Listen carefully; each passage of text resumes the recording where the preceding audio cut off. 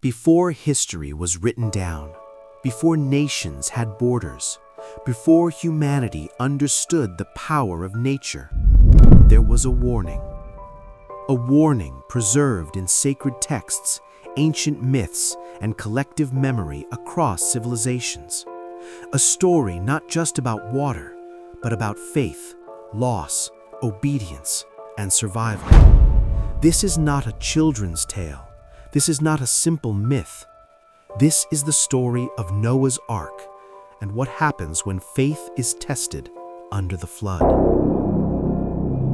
The world before the flood. According to ancient scripture, the world before the flood was deeply broken.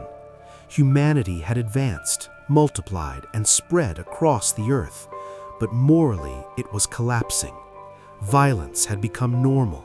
Injustice was everywhere. Corruption was no longer shocking. It was expected. The problem wasn't ignorance. People knew better.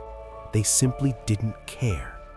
Sacred texts describe a world where humanity had forgotten responsibility to each other and to God.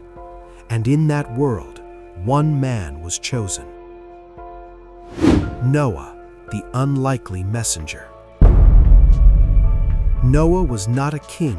He wasn't a general. He didn't command armies or wealth. He was chosen for one reason: righteousness. Not perfection, faithfulness. God warned Noah of something unprecedented, a flood so vast it would erase the world as it was known. No one had ever seen such a disaster. No one believed it was possible. Yet Noah was commanded to do something extraordinary: build an ark, warn the people, prepare. A warning no one took seriously. So Noah spoke. He warned his community again and again, year after year, decade after decade. He told them judgment was coming, that their actions had consequences, and they laughed. They mocked him openly. They called him delusional. They turned him into entertainment. After all, who builds a massive ship on dry land? But Noah kept going, because faith doesn't depend on public approval. It depends on obedience. Building the ark. The ark was not a simple boat.